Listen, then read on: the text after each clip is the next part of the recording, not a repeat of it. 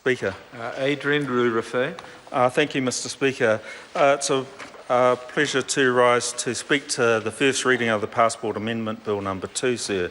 The New Zealand passport is, I would describe it as a taonga actually. When you're travelling overseas, the New Zealand passport allows us to visit 170 other countries without a visa. The New Zealand passport has a very high standard and is recognised around the world as having a very quality, high standard of quality attached to it, sir. So the New Zealand passport is valued by every single New Zealander, I believe, that has one. Sir, New Zealanders don't like 5-year passports. Despite the fact that in 2005 there was a real need to have a passport, New Zealanders have never liked it and have actively sought a longer period of validity. So increasing it to 10 years was Labour Party policy last year. We had a campaign to raise the validity of a passport to 10 years from 5 years. More than 15,000 people signed a petition to that effect, and we made that our policy. So it's really good to see that this bill has finally made it to the House to increase it, the validity of New Zealand passports from 5 years to 10 years. That's certainly something that the Labour Party supports. It was in fact our policy, and it's good to see that the government has finally caught up. So we, in talking about this amendment bill, I want to also touch on a number of other things, particularly an issue that will be important to New Zealanders, and that's the cost of making applications. Over the past 5 years, due to timing issues, I've actually had to renew my passport 3 times in that period. And one of the things that New Zealanders will be thinking about, and I refer to, sir, the Regulatory Impact Statement Passport Validity Period, the Executive Statement point number 6. And it reads, the decision on whether to remain with a cost recovery model or provide Crown revenue to limit fee rises is, in our view, a decision involving political trade-offs that should be made by the Cabinet. Never a truer word was written, sir. And the actual costs of processing a passport apparently is around $400. In order to, I guess, make this more palatable for New Zealanders to accept, it's been recorded that the Minister has said that it would be set at around $180.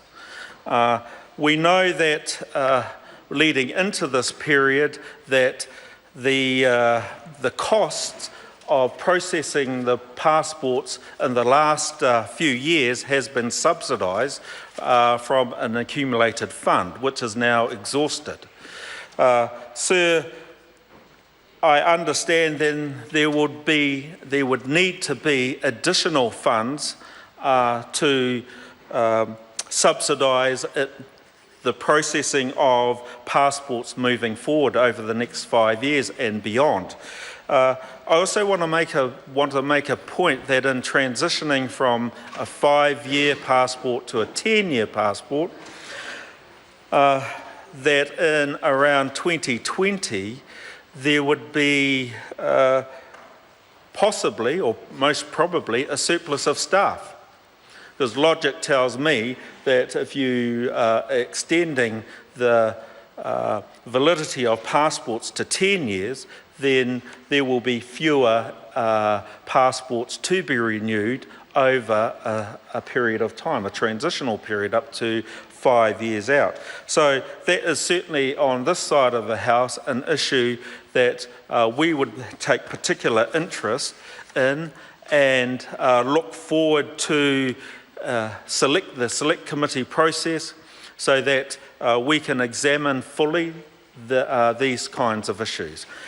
Sir, as the Minister pointed out, there are a number of technical changes in this bill. I'm particularly interested in the online issue. I hope that I'm sure we'll have good and robust debate and discussions in the Select Committee over that issue.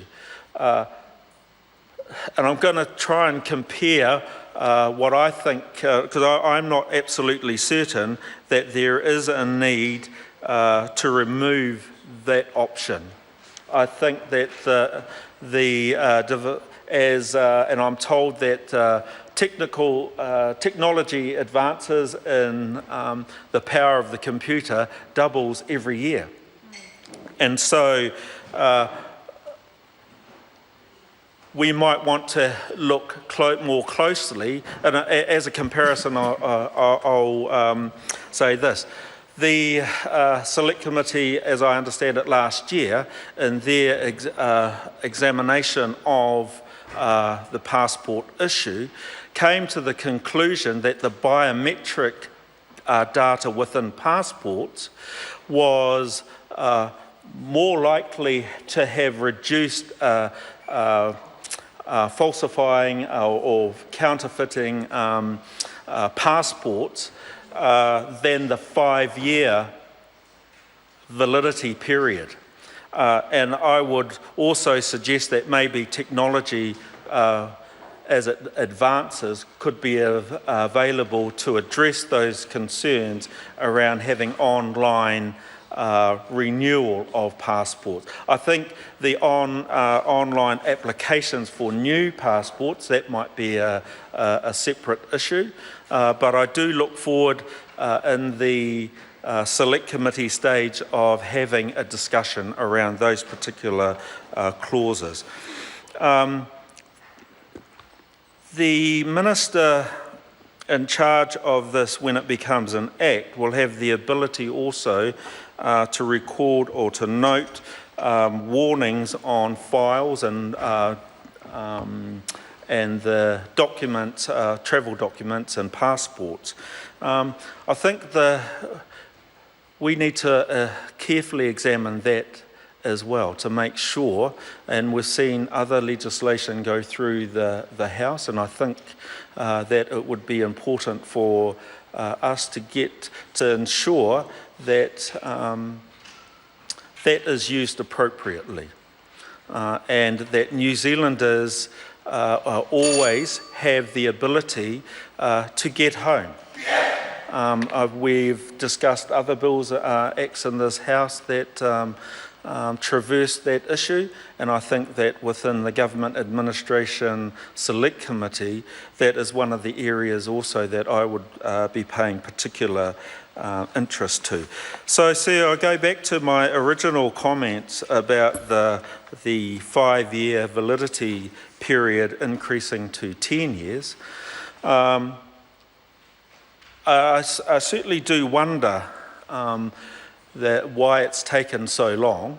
I'm pleased that it has finally arrived here, but I'm bound to say, sir, that it's another example of the government being out of touch with New Zealand families, because they have been talking about this issue for quite some time, and to only now at this stage of the government's 7 years on the benches opposite to be dealing with this particular issue.